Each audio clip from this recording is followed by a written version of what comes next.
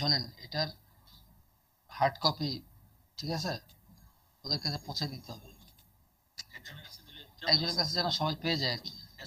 হ্যাঁ হ্যাঁ, সেসব ক্লাস তারপরে দিয়ে দিয়ে, এটা আসলে এটা প্রবলেম, হাতে কিছু একটা না থাকলে পরে।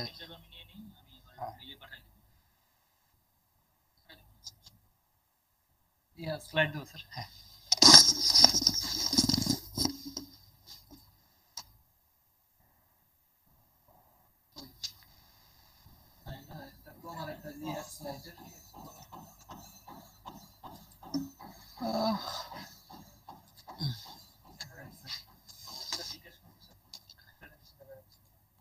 okay, so do you see the presentation now? You are back again. Sound নাই actually. Yes, sir. Oh, Ji sir, okay, Assalamu alaikum walaikum sir. salam. Okay, so you are still alive. Okay, that's the good news. So we will go with the next list, that is COPD. So it is almost similar to bronchial asthma, but there are a few differences. So let's okay, don't worry, I will give you the actually the hard copies. Okay, so don't waste your time by taking snaps. Just look at just try to participate in the discussion. I think that's better. It is the block class, so try to participate in the discussion. That's better thing. So just স্লাইডটা দেখা যাচ্ছে না এখন। that, so you don't see the slide. Okay, let's try again. এই slide দেখা যাচ্ছে না রে, দেখেন এই যে প্রেজেন্ট নাও দিতে হয়ে যাবে, এই যে এটা দিতে চলে আসে।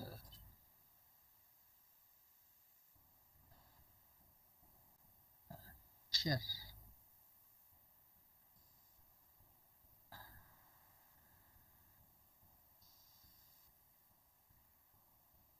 do you see it now, the slide? G sir. G. Yes, sir. Thank you. So yes, in COPD it is better to add cough for the chief complaint along with shortness of breath, but just see the difference here. Okay, that is, we have added recurrent productive cough and shortness of breath for 10 years, and the patient is elderly. Another thing is, we have to, whenever you add cough, that is productive cough, you have to describe the sputum. Okay, or if even when if you just say cough, you have to describe the cough, whether it is dry or productive, and if productive, then what is the nature of sputum, like that. So here the sputum is mucoid most of the time, but often purulent with more troublesome dyspnea. There is no diurnal or seasonal variation of symptoms. So it is a bit different scenario than the previous one. Just look at it. The same shortness of breath is here, and but in addition we have added the productive cough, that is sputum production. And sputum, it is most of the time it is mucoid, and sometimes it is purulent. And when it is purulent, when the dyspnea is more troublesome. So it indicates that at the baseline there is a disease, but sometimes the disease becomes a bit worse when the dyspnea becomes severe and the sputum becomes purulent to mucoid to purulent. So this is the change. Okay, and there is no diurnal variation, there is no seasonal variation. It indicates that this is not asthma, and there is no relation of the symptoms with posture. That means it also indicates there is no heart failure. There is no family history of similar illness. He is a smoker with 30 pack years smoking history. So this is very important if the diagnosis is COPD. So in asthma patient, there can be smoking history, but in a COPD patient, there must be a smoking history. Without the history of smoking, you just cannot call it a COPD. Okay.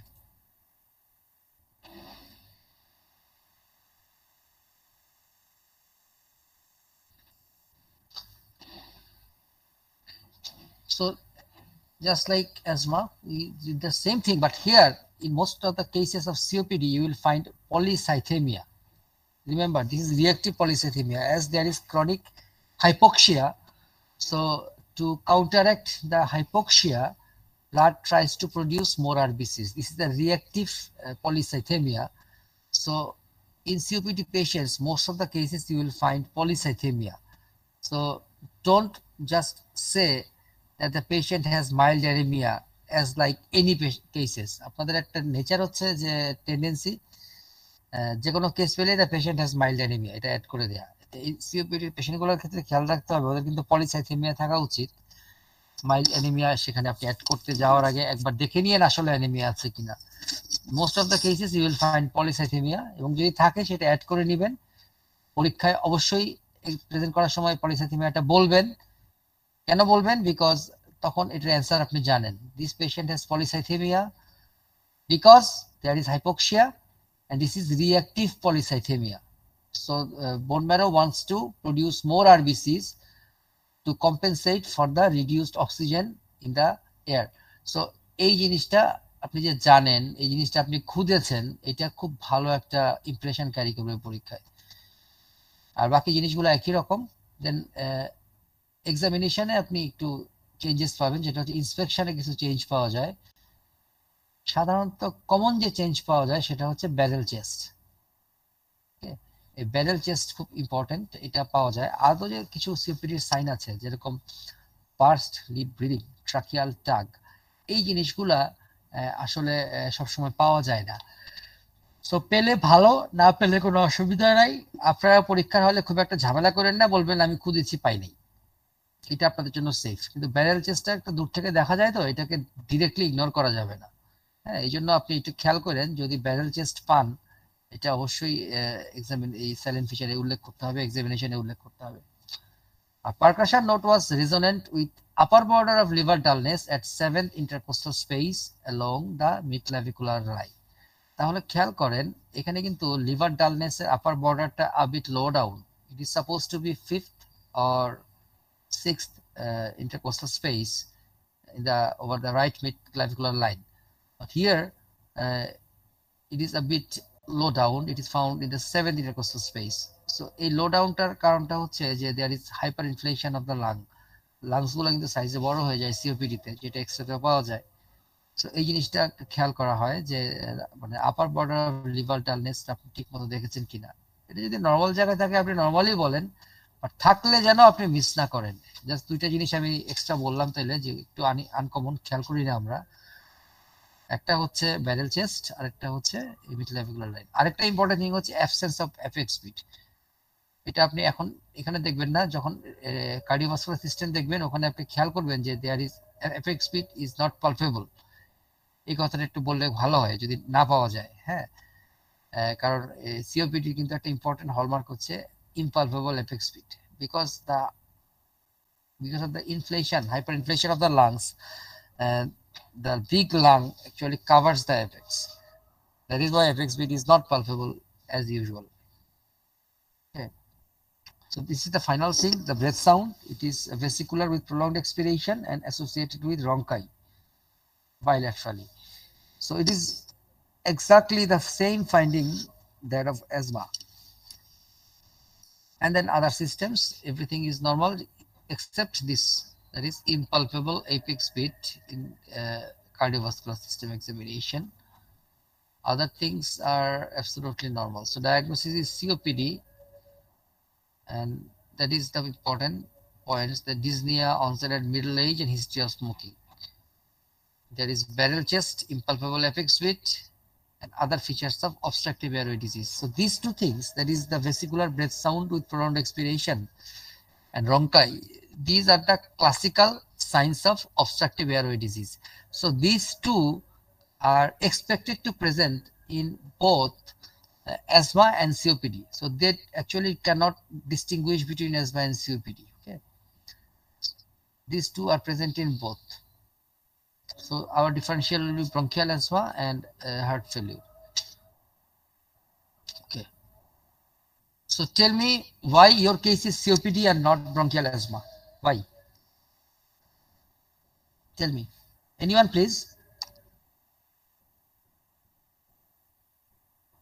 একজন সাহস করে বলে ফেলেন। Sir, there is a positive history of smoking.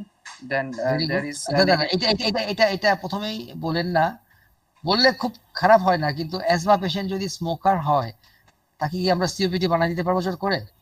না sir. ধরেন একজনের বয়স 20 years, say he is a smoker, এখন তার 10 বছর ধরে শ্বাসকষ্ট আছে, তাকে কি আপনি সিওপিডি বানিয়ে দিতে পারবেন? না স্যার। তা তো হবে না, তাই না? তাহলে আপনি অন্যান্য কি পয়েন্টস আছে যেগুলো বলেন, একজন বলেন আগে। ডায়রিনাল বা সিজনাল ভেরিয়েশনটা আপনার নাম বলেন, তারপর বলেন। স্যার আমার নাম অদিতি। ডায়রিনাল আর হচ্ছে সিজনাল ভেরিয়েশনটা আমরা বঙ্কিয়াল অ্যাজমাতে পাই, কিন্তু সিওপিডি তে কোনো মানে ডায়রিনাল আর সিজনাল ভেরিয়েশনটা এটা খুব থাকে না। Important point. তাহলে absence of diurnal variation and seasonal variation, এটা খুব ইম্পর্টেন্ট পয়েন্ট। হ্যাঁ, তারপরে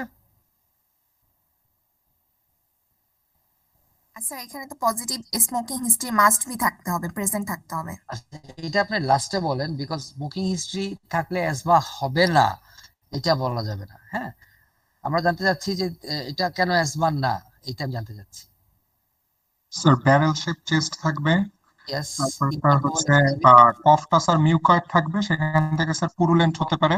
আচ্ছা স্যার তারপরে স্যার আমরা মিড ক্লাভিকুলার লাইনে 7th ইন্টারকোস্টাল রিব বরাবর, ওখানে স্যার 7th ইন্টারকোস্টাল স্পেস বরাবর হচ্ছে স্যার একটা ডালনেস পেতে পারি।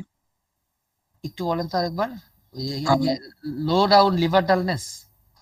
জি স্যার। তাহলে আপনি বলেন liver dullness is shifted downwards, অসুবিধা কি? হ্যাঁ, সমস্যা নেই। শোনেন, এটা অ্যাকচুয়ালি কি, আপনি যে স্পুটামের কথাটা বললেন, স্পুটাম আসলে অ্যাজমা সিওপিডি দুইটাতেই মিউকয়েড স্পুটাম হয়, এবং যদি আপনার এটার উপরে একটা ইনফেকশন হয়ে সিভিয়ার অ্যাটাক হয়, তখন অ্যাজমাতেও পুরুলেন্ট হতে পারে, সিওপিডিতেও পুরুলেন্ট হতে পারে। So it does not distinguish between the two. এখন অ্যাজমাতে যদিও সাধারণত ভাইরাল ইনফেকশনটা বেশি হয়, পুরুলেন্স কম হয়, আর সিওপিডিতে সাধারণত ব্যাকটেরিয়াল ইনফেকশন বেশি হয়, পুরুলেন্স বেশি হয়। এটা ঠিক, বাট আপনাদের লেভেলে আমার মনে হয় স্পুটামের ক্যারেক্টারিস্টিক দিয়ে আলাদা করতে যাওয়াটা একটু বেশি অ্যাডভেঞ্চারাস হয়ে যাবে। রাদার আপনি খুব বেসিক জিনিসগুলোতে থাকেন। একটা হচ্ছে absence of seasonal diurnal variation, তারপর হচ্ছে অ্যাবসেন্স অফ আর হচ্ছে presence of barrel shape chest, তারপর হচ্ছে low down liver dullness and impalpable apex beat. আপনি এই কয়টার মধ্যে থাকেন, তাইলে আমার মনে হয় একদম খুব সিম্পলের মধ্যে হয়ে যাবে। বেশি জিনিস যেতে গেলেই প্রবলেম। স্যার এজ হবে না sir? Age obviously age, thank you very much. Age of onset, এটা অনসেট হচ্ছে 40 পরে, অ্যাজমার অনসেট হয় 20-র আগে, 10-এর দিকে ইউজুয়ালি হয়। সো আপনার এই পয়েন্টটা খুব স্ট্রং যে পেশেন্টের symptom was onset, symptom began in the middle age. So এটাও খুব ইম্পর্টেন্ট পয়েন্ট। Thank you. আপনার নামটা একটু বলেন, যিনি এই কথা বললেন। Nikhil. Nikhil, that's very good, that's very good. তো এজ অফ অনসেট এটাও খুব ভালো বলেছেন। স্যার পশ্চারের কথা কি বলবো আমরা স্যার? পশ্চারের কথা বলবেন যদি হার্ট ফেলিউর কেন না তখন বলি, এখন তো অ্যাজমা নিয়ে কেন না বলছি। এখন যদি কেউ প্রশ্ন করে why this is not heart failure, তখন আপনি বলবেন the symptoms does not change with posture and there is no crepitation. ঠিক আছে, তখন বলবেন। হার্ট ফেলিউর কি থাকে? লাংসে ক্রেপিটেশন, আর অ্যাজমা সিওপিডি থাকে রঙ্কাই, তাই না? তো যদি বলে এটা হার্ট ফেলিউর না কেন, উত্তর হচ্ছে পেশেন্টের সিমটমের সাথে আপনার পশ্চারের কোনো রিলেশন নাই। হার্ট ফেলিউরের সিমটমটা after lying down they worsen, but in COPD there is no such thing. Another thing is, in heart failure we expect crepitations, in COPD we expect ronchi. Here we have found ronchi, so that is why it is COPD, not heart failure. ঠিক আছে জি। আগাই ইকোটা চলে যাওয়ায় আমার কথা বলতে সুবিধা হচ্ছে। আগে যে কিভাবে কথা বলছিলাম, এই আমি সিওপিডি বলতে গেলে ওই পি বলতে বলতে আবার কানের মধ্যে সিও আসতো, বুঝতে পারছেন? বিভৎস অবস্থা। যা হোক, ঠিক হয়েছে। ওকে, so these are the points in favor of COPD, and why this is bronchial asthma পক্ষে একটাই যুক্তি ছিল, দুইটা, একটা হচ্ছে ডিজনিয়া আর ইয়ে অবস্ট্রাকটিভ এয়ারওয়ে ডিজিজের সাইনগুলো কিন্তু অ্যাজমাতেও থাকবে। দ্যাট ইজ ওয়াই সিওপিডি এর খুব ক্লোজ ডিডি হচ্ছে bronchial asthma. But again there are differences. আমার এই পেশেন্ট কেন ব্রঙ্কিয়াল অ্যাজমা না, ও যেটা বললো যে onset at middle age, then history of smoking, okay fine, এটা দিলে আসলে খুব ইম্পর্টেন্ট না, কারণ ব্রঙ্কিয়াল অ্যাজমা পেশেন্টও স্মোক করতে পারে। Important thing is no diurnal seasonal variation and no family history. আপনি যদি জিজ্ঞেস করেন যে এখানে এটা সিওপিডি এটা অ্যাজমা না, সবচেয়ে স্ট্রং পয়েন্ট কোনটা, আমি বলবো সবচেয়ে স্ট্রং পয়েন্ট হচ্ছে middle age, diurnal variation, seasonal variation, এই দুইটার থেকে অনেক স্ট্রং পয়েন্ট এই তিনটা। আমি নেক্সট টাইম স্লাইড বানানোর সময় এগুলোর উপরের দিকে রাখবো, দাঁড়ান এই স্মোকিং আর ফ্যামিলি হিস্ট্রিকে নিচে পাঠাতে হবে। ওকে, পয়েন্টস ইন দ্য ওয়াই এটা হার্ট ফেলিওরের সাথে কি মিল ছিল, একটাই মিল ছিল, ডিসনিয়া, বাট ডিফারেন্স আছে। একটা হচ্ছে গিয়ে আপনার symptom is not affected with posture, number 2 absence of crepitations. এই কারণে আপনার এগুলা এই দুটো বলতে পারলেই আপনার পাস হয়ে যাবে। এগুলা অ্যাড করতে পারেন নাউরা জেবি নো ইউডেমা, এটা বলতে পারলে এটাই আসলে মেইনলি এক্সামিনার খুঁজে যে আপনি এই জিনিসটা জানেন কিনা। হার্টের মধ্যে সরি লাং এক্সামিন করে পান তাহলে এটা ইউজুয়ালি হার্ট ফেলিউর, আর লাং এক্সামিন করে যদি রঙ্কাই পান তাহলে এটা usually asthma or COPD. So COPD তে এখন আপনি স্টপ করলেন, কি কি টেস্ট করতে চান একজন বলেন দেখি। Sir CBC first. আচ্ছা দাঁড়ান, যিনি বলবেন তার নামটা আগে বলেন। স্যার শামা। জি শামা, এবার আপনি বলেন কি কি করবেন। স্পাইরোমেট্রি করব। সিবিসি বললেন যে করবেন না? জি স্যার। সিবিসি করবেন না স্পাইরোমেট্রি করবেন? স্যার স্পাইরোমেট্রিটা করে তারপর সিবিসি করবেন? স্যার কমপ্লিট ব্লাড কাউন্ট করব। আচ্ছা, আর কি করবেন? কমপ্লিট ব্লাড কাউন্টটা করব কারণ পলিসাইথেমিয়া পাবো। স্যার আগে স্যার একটা চেস্ট এক্স। এখন যিনি এক্সারসাইজ বললেন ওনার নামটা একটু বলেন। কি বললেন? নাহিয়ান বলছেন। যে নাহিয়ানের কথা ধরে আমি একটু আগাতে চাই যে আমার মনে হয় আপনি আসলে যদি স্পাইরোমেট্রি বলেন কেউ মাইন্ড করবে না, এক্স-রে বললেও কেউ মাইন্ড করবে না, সিবিসি বললেও মাইন্ড করবে না। এটা আপনার স্টাইল, আপনি কিভাবে ডিফেন্ড করবেন নিজেকে। আপনি যেটা বলবেন আপনার উত্তরটাকে যদি আপনি ওই মোমেন্টে বুদ্ধি দিয়ে ডিফেন্ড করতে পারেন তাহলে you will definitely pass. So আমার মতে ফার্স্ট স্টেপ হওয়া উচিত একটা এক্স-রে। কেন বলছি, এই যে আপনার ডিডি হচ্ছে অ্যাজমা আর হার্ট ফেলিওর। সো আপনি যদি একটা এক্স-রে করেন আপনি কিন্তু ইজিলি এটা সিওপিডি না অ্যাজমা না হার্ট ফেলিওর বুঝতে পারছেন। যে আগে সূত্র নরমাল থাকলে অ্যাজমা, হার্টটা বড় হলে হার্ট ফেলিউর, হার্টটা চিকন হলে সিওপিডি। খুব সিম্পল কিন্তু, তাই না?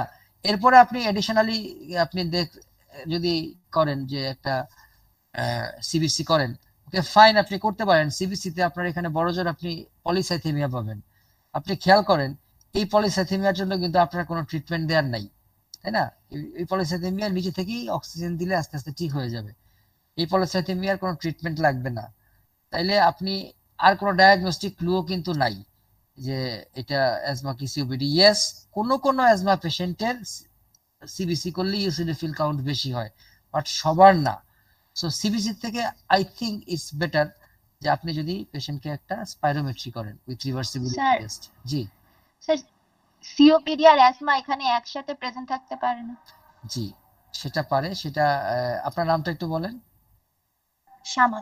আচ্ছা, আমরা শামার প্রশ্নের উত্তরটা এই সিওপিডিটা যখন শেষ হবে লাস্ট স্লাইডের পরে দিব, হ্যাঁ, যেন প্যাচ না লাগে, ঠিক আছে? এটা আমি যদি ভুলে যাই শামা মনে করাই দিবেন। হ্যাঁ, এই যে আমরা এখানে এখনই শেষ হয়ে যাব এটার পরে। স্পাইরোমেট্রি উইথ রিভার্সিবিলিটি, এটা অ্যাজমার মতোই জিনিসটা। এই পয়েন্টগুলো মনে রাখেন। এটা কিন্তু আপনাদের এক্সরে ক্লাসে অবশ্যই মাহবুব স্যার পড়াবেন। সো এটা আমি এখন আর আগাচ্ছি না। এখানে সেম স্পাইরোমেট্রি কিভাবে হেল্প করে দেখেন। ফার্স্ট স্টেপটা একদম same, obstructive airway disease proof করতে হয় সেম রেশিও দিয়ে। দেন রিভার্সিবিলিটি দিয়ে আমরা প্রুফ করি এটা অ্যাজমা না সিওপিডি। অ্যাজমাতে যেরকম রিভার্সিবল ছিল, অর্থাৎ 200 ml এন্ড 15% ইমপ্রুভ হইতো FEV1 আফটার সালবিটামল নেবুলাইজেশন, এখানে সেটা হবে না, ঠিক আছে? এই যে দেখেন 15% এর কম অথবা 200 ml এর কম হলে যে কোনো একটা হলেই সিওপিডি। এখন বলেন সিওপিডি কে ট্রিটমেন্ট করবেন কিভাবে? কেউ একজন বলেন। স্মোকিং স্টপ করতে হবে নাম্বার 1 স্টপ স্মোকিং, একদম এটা হলো 1 নাম্বার ট্রিটমেন্ট। একদম খুব ভালো বলেছেন। দেন তাহলে সিওপিডি পেশেন্টের 1 নাম্বার অ্যাডভাইস হচ্ছে stop smoking. Then regular use of inhaler, bronchodilator দিতে। আচ্ছা, রেগুলার ইউজ অফ ইনহেলার। এখন কি সবাইকে সবসময় ইনহেলার দিবেন না কি দিবেন? ব্রঙ্কোডাইলেটর দিবেন?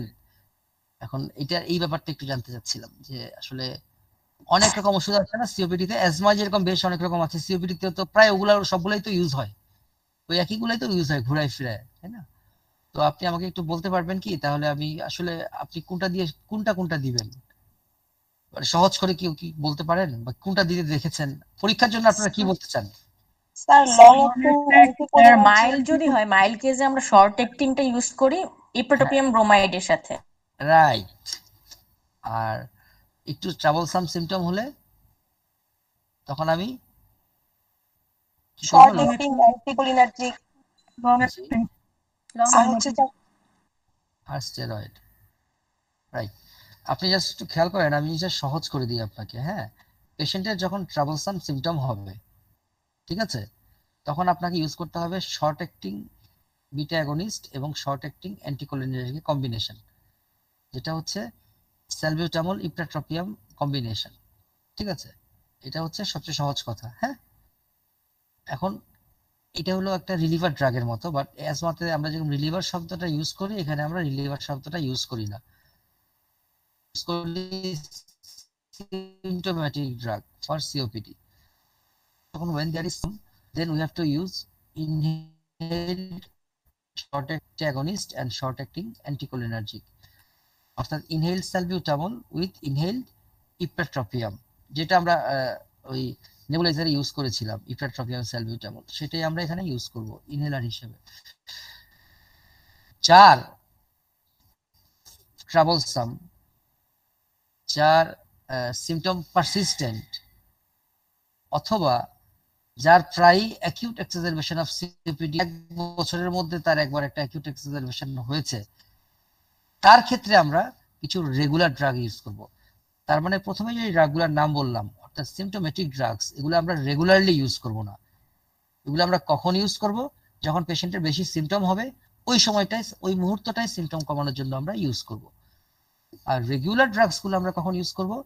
যখন তার এই ঘন ঘন সিম্পটম হয়, যখন তার সিম্পটমটা খুব বেশি হয়, অথবা গত 1 বছরের মধ্যে যদি তার একটা অ্যাকিউট এক্সাজারবেশন অফ সিওপিডির অ্যাটাক থাকে। যদি এই 3টা শর্তের যে কোনোটা পূরণ করে, তাহলে আমরা তাকে শুধুমাত্র ওই অ্যাজ নিডেড ট্রিটমেন্টটা দিব না, আমরা ওটার পাশাপাশি একটা রেগুলার ট্রিটমেন্ট স্টার্ট করব। এখন রেগুলার ড্রাগের মধ্যে কি কি আছে? রেগুলার ড্রাগের মধ্যে আছে আপনার লং অ্যাক্টিং মাসকারেনিক অ্যান্টিকোলিনার্জিক, যেটাকে বলা হয় টিওট্রোপিয়াম। তারপরে আছে লং অ্যাক্টিং বিটা অ্যাগনিস্ট, আমি বলবো যেটা স্যালমেটেরল আছে, ফরমোটেরল আছে, যেটা খুশি আপনি ইউজ করতে পারেন, একটা মনে রাখেন নাম। দেন লং অ্যাক্টিং, তারপরে আছে হচ্ছে ইনহেলড কর্টিকোস্টেরয়েড, যেরকম বুডেসোনাইট অথবা বেক্লোমিথাসন, যে কোনো একটা আপনি নাম একটা একটা করে মনে রাখেন। ঠিক আছে, কিছু ওরাল এজেন্টস আপনি ইউজ করতে পারেন, যেমন কি ওরাল এজেন্টস ইউজ করতে পারেন দেখি, একটু বলি শুনি। সিওপিডি তে ডক্সিফাইলিন, যেটা হচ্ছে জ্যানথিন ডেরিভেটিভ, তাই না? ডক্সিফাইলিন ইউজ করতে পারি। আর প্রেডনিসোলোন। আচ্ছা, প্রেডনিসোলোনটা আপনার এটা নট ফর রেগুলার ইউজ। হ্যাঁ, প্রেডনিসোলোনটা আমরা সাধারণত অ্যাকিউট এক্সাজারবেশন অফ সিওপিডি হইলে very short duration of action দেই। রেগুলার ইউজে প্রেডনিসোলোন দেয়া ঠিক হবে না। আচ্ছা, আপনাদেরকে আমি একটা থ্যাঙ্কস দিব যে আপনারা অ্যাটলিস্ট মন্টিলিউকাস্ট বলে নাই। হ্যাঁ, thank you very much. Montelukast has no role in COPD, এটা শুধুমাত্র অ্যাজমাতেই কাজ করে, এই জন্য আপনাদেরকে ধন্যবাদ। আরেকটা ড্রাগ আছে রোফ্লুমিলাস্ট। হ্যাঁ, ইয়েস, ফসফোডাইএস্টারেজ 4 ইন্ডিকেটর রোফ্লুমিলাস্ট, সেটা আপনি ইউজ করতে পারেন। রোফ্লুমিলাস্ট সেটা, তো এটা আমি বলবো যে আমি কিন্তু আপনাদের স্লাইডে রাখি নাই, এই জন্য যে প্যাচ লাগানো দরকার নেই। আপনি যদি এই 4টা বলেন, দ্যাটস গুড এনাফ, পাস হয়ে আরো বেশি মার্কস আসবে। আরেকটা জিনিস হচ্ছে খুব important thing in COPD, advance COPD patients, যেটা হচ্ছে লং টার্ম অক্সিজেন থেরাপি, অর্থাৎ লো ডোজে 1 থেকে 2 লিটার ডোজে অক্সিজেন দিনে 12 থেকে 18 ঘন্টা আপনি দিয়ে রাখবেন। It actually improves the lung function, it improves the overall body metabolism and it reduces the mortality of COPD. এটাকে বলা হয় LTOT, long term oxygen therapy. হ্যাঁ, এটা খুব ইম্পর্টেন্ট।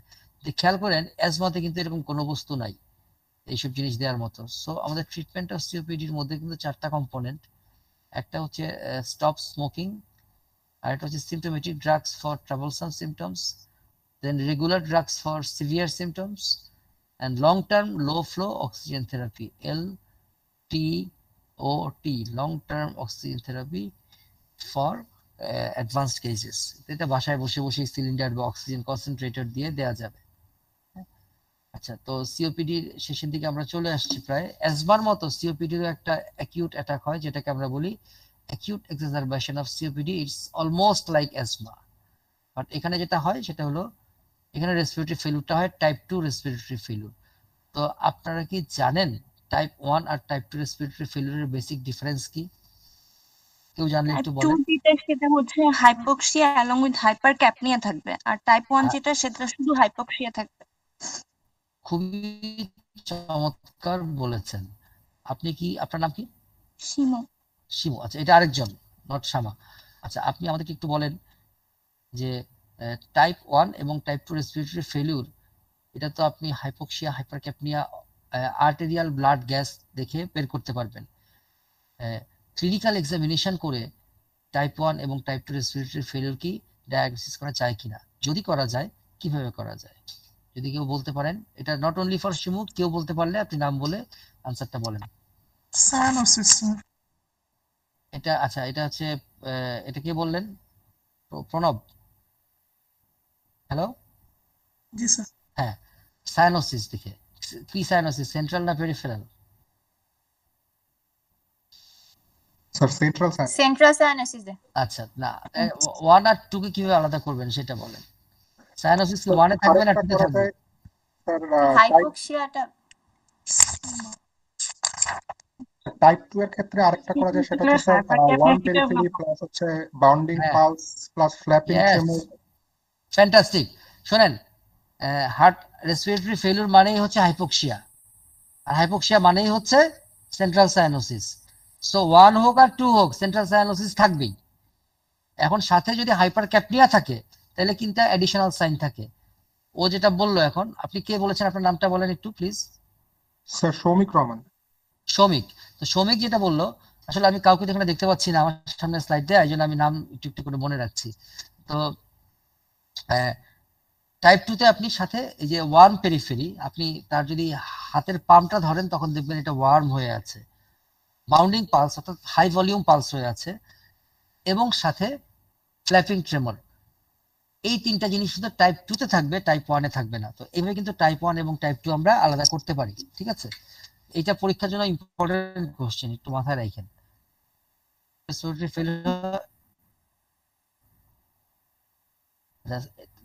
সেম সিওপিডি, যেটা অ্যাকিউট এক্সাজারবেশন হলে সাডেন সিভিয়ার ডিসনিয়া। ট্রিটমেন্ট কিভাবে করবেন অ্যাকিউট এক্সাজারবেশন অফ সিওপিডি বলেন, একজন বলে ফেলেন। How to treat? জি বলেন বলেন। অক্সিজেন কন্টিনিউ করব। হ্যাঁ। তারপর ব্রঙ্কোডাইলেটর দিব। আচ্ছা। তারপর হচ্ছে ওরাল পেনিসিলিন। স্যার তারপর হচ্ছে স্যার বডি স্প্রে অ্যান্টিবায়োটিক চলবে। আচ্ছা। আর সাথে হচ্ছে স্যার ডায়াবেটিক্স দিব। আর স্যার এডিশনাল হচ্ছে ফিজিওথেরাপি। আচ্ছা, এবার আমার একটু প্রশ্ন আছে, কেন ডায়াবেটিক্স দিবেন?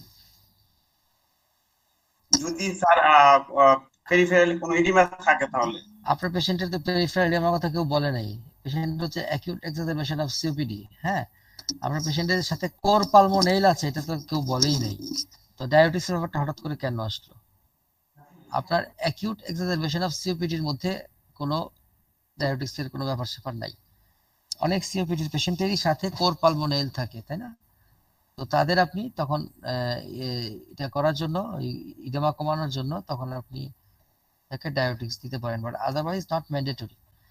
2 নাম্বার হচ্ছে, আপনি আরেকটা কথা বলছিলেন চেস্ট ফিজিওথেরাপি দিবেন। রেসপিরেটরি মেডিসিন থেকে পড়ানো হয়েছে চেস্ট ফিজিওথেরাপি দিব সিওপিডিতে?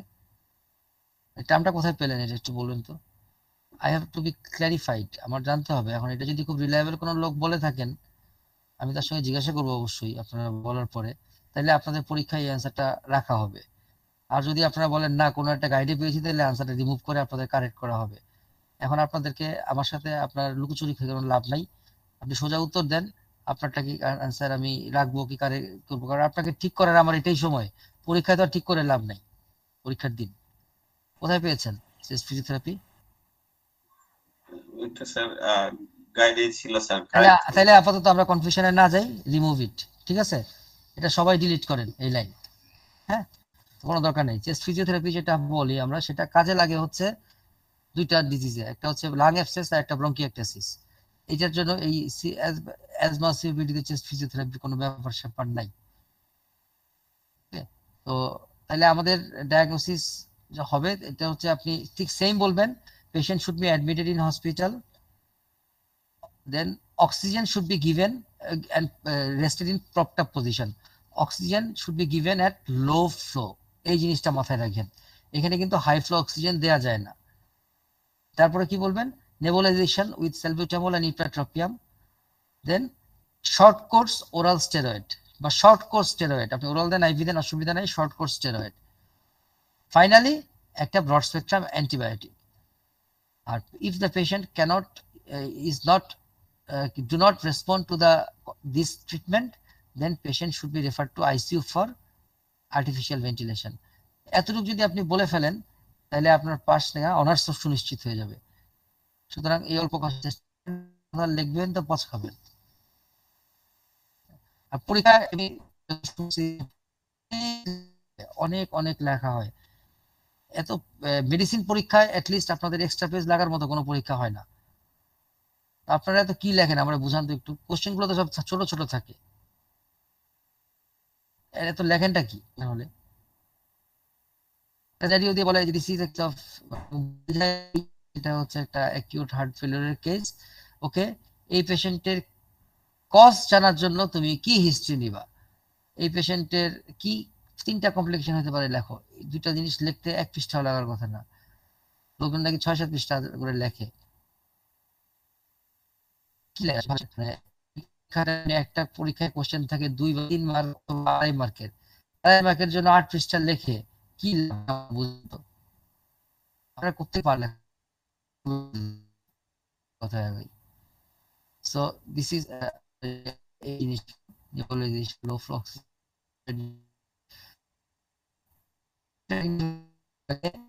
আমাদের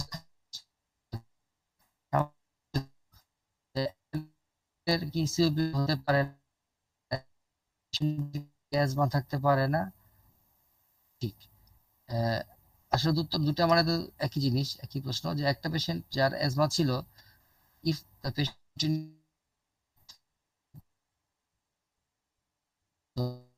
এই যে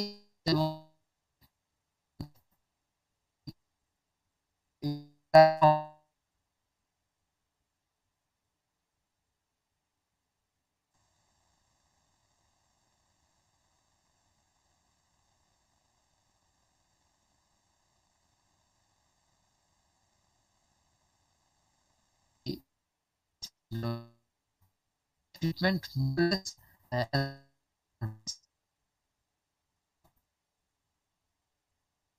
স্যার শোনা যায় না, ওইখানে সম্ভবত নেটের সমস্যা হচ্ছে। ডাটা দিয়ে করতে কিছুই শোনা যাচ্ছে না, স্যারের ওইখানে সমস্যা হচ্ছে, কারণ আমাদের সবারই বেজে যাচ্ছে। হ্যাঁ স্যারের ওখানে প্রবলেম হচ্ছে।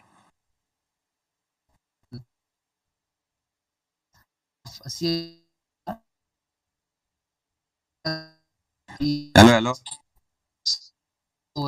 স্যারের ওখানেই বাইজা গেছে।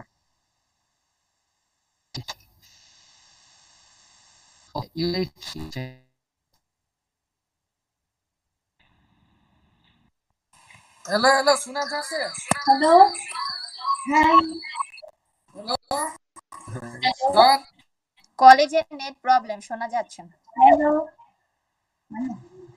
হ্যালো হ্যালো, এই হ্যালো হ্যালো করার কিছু নেই, কলেজে নেটের প্রবলেম, স্যার আবার জয়েন করবে যে কোনো সময়, দেন শুনবে এগুলো। হ্যালো ফ্রম এই এমনি কিন্তু রেকর্ড হইতেছে দেখে। হ্যাঁ আরেক কথা, রেকর্ড হচ্ছে।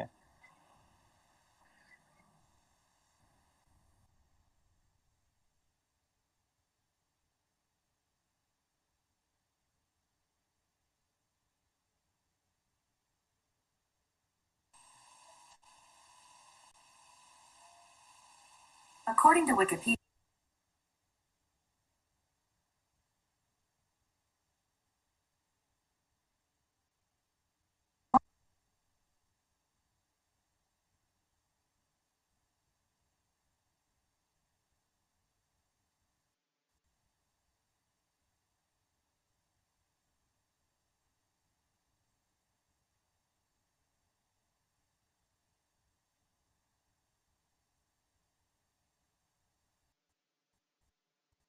স্যার না পড়াই যা যাচ্ছে। chronic obstructive pulmonary disease is the name for a group of lung conditions that cause breathing difficulties. It includes emphysema, damage to the air sacs in the lungs.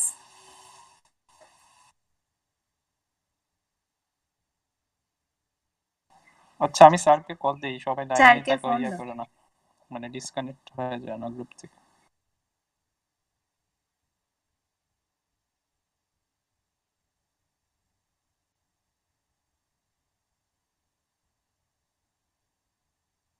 COPD include increasing breathlessness.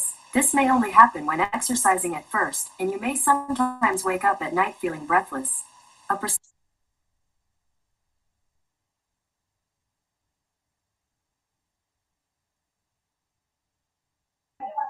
Hey Google.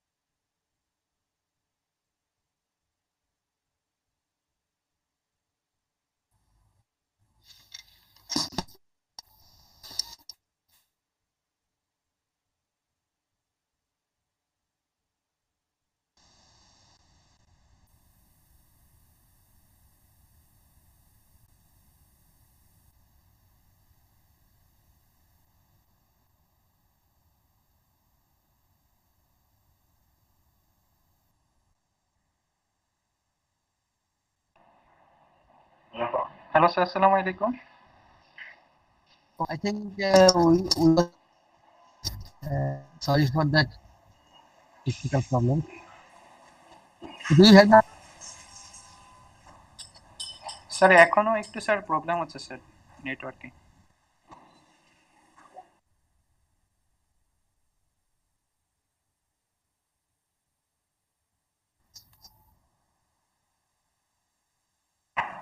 Sir এখনো sir নেটওয়ার্কে sir problem হচ্ছে sir, buffer করতেছে।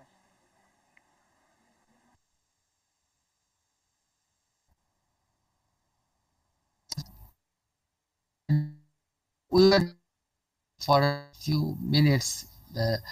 So do you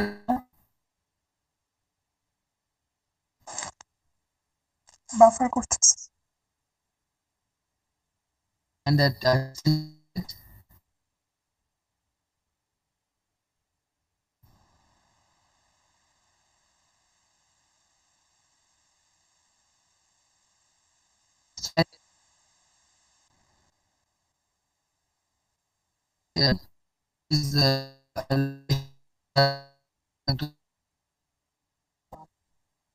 is very difficult to know. আমার মনে হয় আপনি আবার disconnect কোনো সাউন্ড যাচ্ছে। স্যার সাউন্ড স্যার একটু মানে স্যার বেজে বেজে আসতেছে স্যার।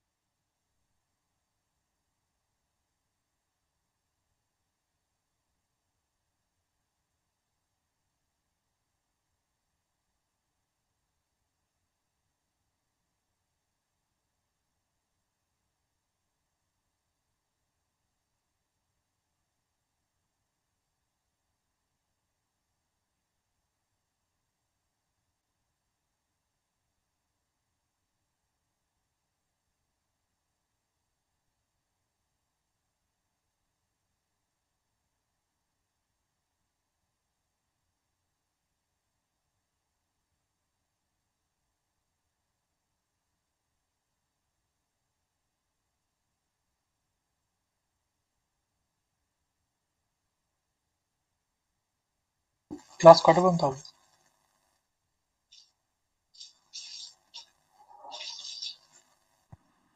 বিকাল 5টা। শেষই তো হয়ে গেছে, একটু বাকি ছিল। সিএমের তো সারাদিনই ক্লাস।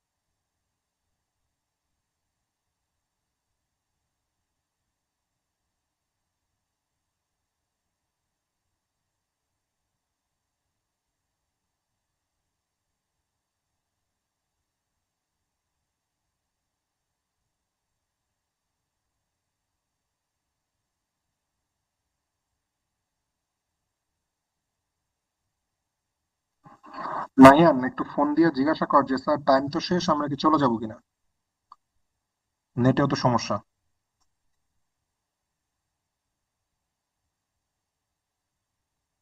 আজকের মতো ছাইরা দিলেই হয়। ওই যে নোটিফিকেশন দিয়ে দিছে, নেক্সট ক্লাসে ডিসকাস করব। Bye bye. টাটা।